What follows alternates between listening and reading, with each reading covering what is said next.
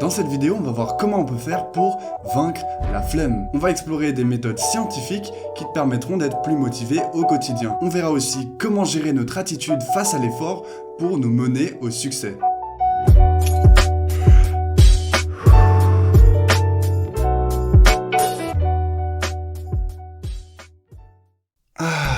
Enfin, c'est vendredi. Je dois faire plein de trucs ce week-end. Réviser, passer à la poste, faire du sport et vendre mon chat. On est déjà vendredi et j'ai absolument rien fait de tout ça. Pourquoi est-ce que j'ai pas eu la motivation? Qu'est-ce qui fait que je peux passer 3 heures sur mon téléphone alors que je suis censé réviser? Grâce à mes études de médecine, j'ai pu comprendre un peu mieux ce qui se passe dans le cerveau. Je me suis intéressé à des scientifiques qui ont fait beaucoup de recherches sur la motivation et je suis ressorti avec un savoir qui a totalement changé ma vie. J'arrive à être plus motivé et énergique au quotidien et je me suis dit mais c'est fou, pourquoi personne ne sait ça? Il faut absolument que je le dise à un maximum de gens. Et voilà pourquoi je fais cette vidéo. Je vous préviens qu'il va falloir passer par une phase de théorie. Mais accroche-toi parce que ça vaut la peine. Imagine que tu sois plus motivé et énergique tous les jours. Ce serait utile, non? La plupart des gens essayent d'avoir constamment un maximum de plaisir. Et dans cette vidéo, je vais t'expliquer pourquoi cette attitude de recherche constante du plaisir elle t'empêche d'être motivé à long terme. Tu comprendras pourquoi toi aussi, tu as tout intérêt à modérer,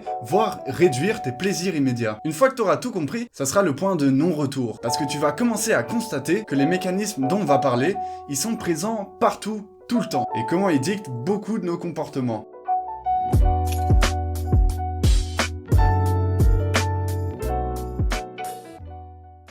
Peu importe ce que tu veux réaliser, que ce soit déplacer des montagnes, réaliser tes plus grands rêves, bâtir un empire, construire un avenir ou aller à la poste, ça reviendra toujours à la même question. As-tu la motivation de le faire ou pas? Et ce qui fait que tu es motivé, ça tient principalement dans une molécule, la dopamine.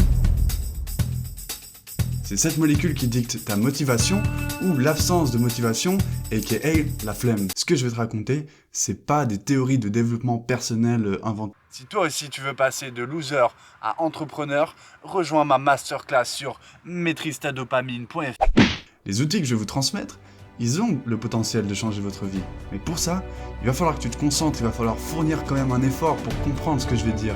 Je dis pas que ça va être facile, mais tu peux le faire. Don't let your dreams be dreams. Sache que l'entièreté de cette vidéo, elle s'inspire d'un podcast qui est absolument fascinant, que je mettrai en lien dans la description. Bon ok, on reprend à zéro.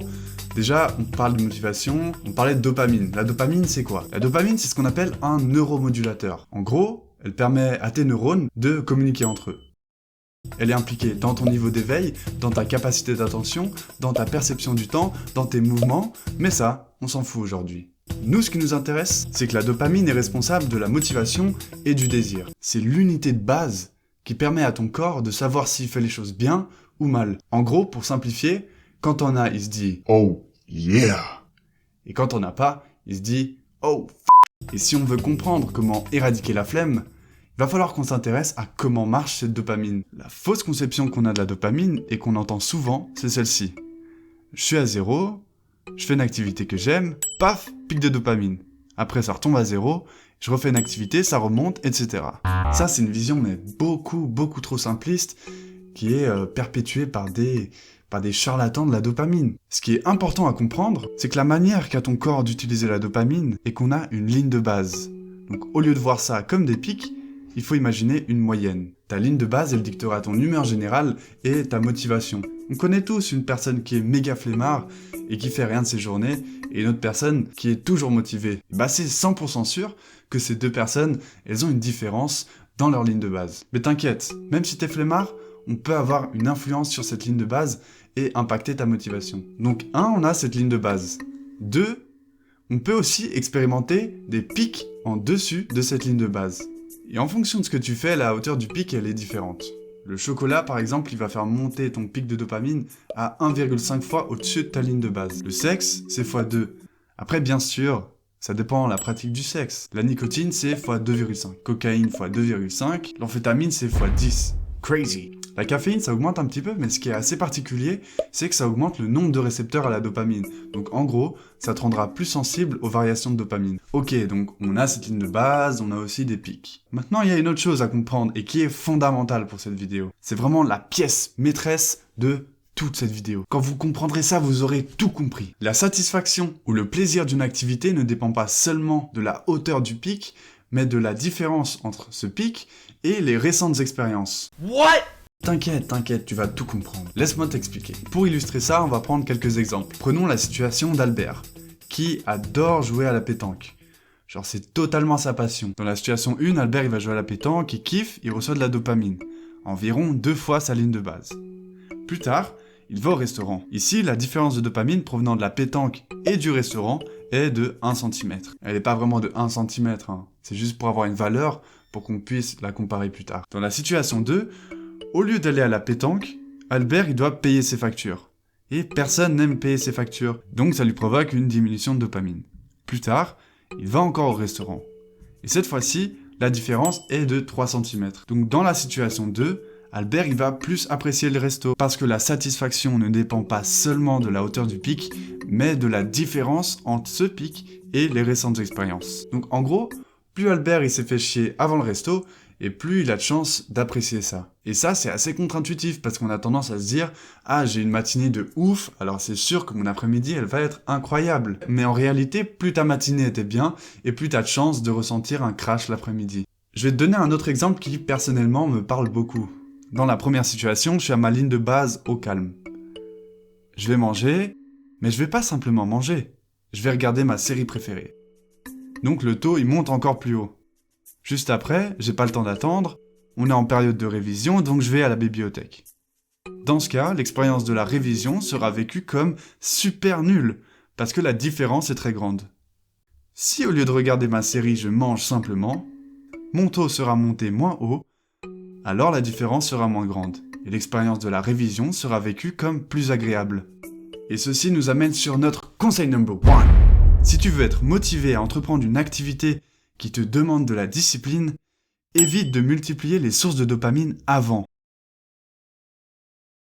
Plus tu les accumules, plus le crash de dopamine sera sévère et plus l'activité sera vécue comme nulle. Bon, en gros, ce que tu nous dis, c'est de se faire chier un bon coup avant de faire un truc qu'on n'aime pas. Mais bon, il faut bien continuer à avoir des plaisirs dans la vie. C'est ça qui la rend belle. Et c'est aussi les moments de tristesse qui me font vivre. Quand je pleure, j'écoute des musiques tristes et ça me rend encore plus triste. Et c'est beau.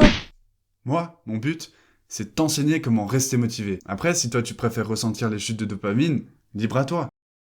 D'Ivoire, Jamy, je suis maintenant au casino et ça fait 2 heures que je suis là. Dis-moi, je me demandais, pourquoi est-ce que je peux rester ici sans m'arrêter? Tiens, c'est marrant. J'allais justement en parler. Et la clé, figure-toi, se trouve dans notre conseil numéro 2. C'est ce qu'on appelle le relâchement de dopamine par intermittence. What?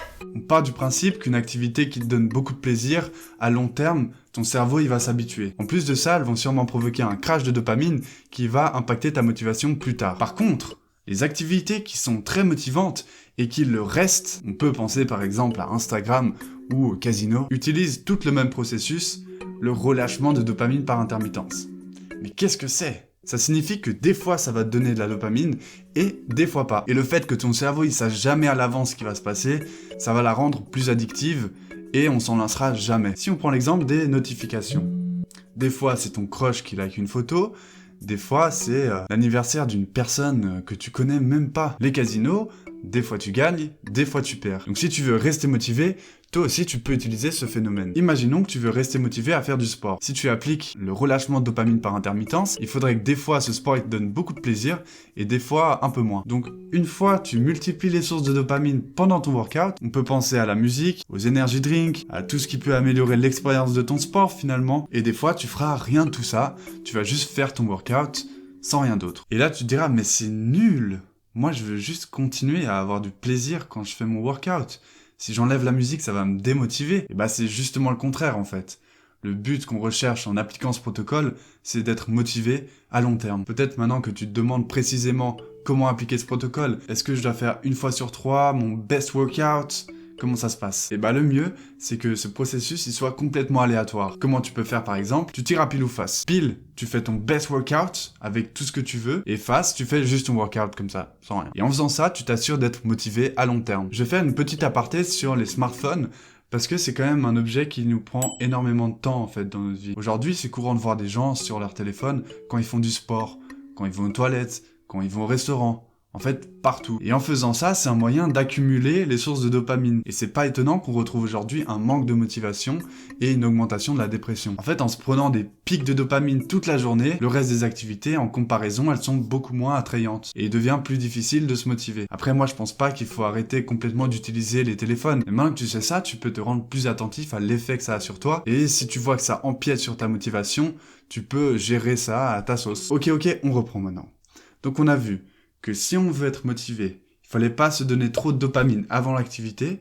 On a vu le relâchement de dopamine par intermittence. Maintenant, on va voir concrètement comment tu peux faire pour réaliser le travail difficile. Parce que le travail dur, c'est très très dur. Les outils que je vais transmettre dans la suite de cette vidéo, c'est vraiment des trucs qui s'appliquent pour des tâches à long terme. Donc par exemple réviser ou être motivé à aller travailler par exemple. D'abord on va voir ce qu'il faut pas faire. La mauvaise technique c'est de se donner une récompense lorsqu'on a terminé l'activité. Ça va totalement empiéter sur ta motivation. Une étude réalisée chez des enfants le montre très bien. Qu'est-ce que c'est cette étude? Tu prends un groupe d'enfants qui adorent dessiner. À chaque fois qu'ils dessinent, tu leur donnes une petite récompense. Par exemple, en l'occurrence c'était une petite étoile jaune. Petit à petit, on a remarqué que les enfants, ils ont commencé à moins en moins dessiner. Ce qui se passe, c'est qu'ils ont commencé à séparer l'activité de la récompense. Et en comparaison, le dessin, il paraissait beaucoup moins sexy. Ça, c'est avec des exemples d'humains qui aiment ce qu'ils font. Maintenant, prenons l'exemple d'une personne qui n'aime pas ce qu'elle fait. Donc si moi, quand je révise, je me dis, je vais pousser et me récompenser à la fin en allant boire une bière avec mes amis. En faisant ça, je vais exactement à l'encontre de ce que je veux, c'est-à-dire trouver de la motivation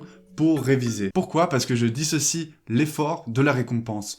Et en comparaison, l'effort, il a l'air nul à chier. Cognitivement, ce qui se passe dans mon cerveau, c'est « Ah mais j'aime pas l'activité que je suis en train de faire, j'aime la récompense qui sera à la fin. » Ok, donc on a vu qu'il fallait pas se récompenser avant, on a vu qu'il fallait pas se récompenser après, donc quand est-ce qu'il faut se récompenser finalement? Voilà, au bout d'un moment, il faut bien avoir du plaisir dans la vie. Et accrochez-vous parce que ce concept, il est pas facile à comprendre, il est un peu subtil quand même.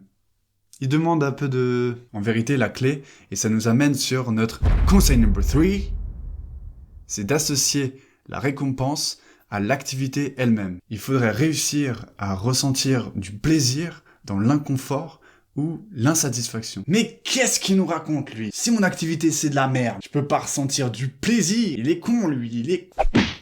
Laisse-moi t'expliquer. C'est ce qu'on appelle le growth mindset.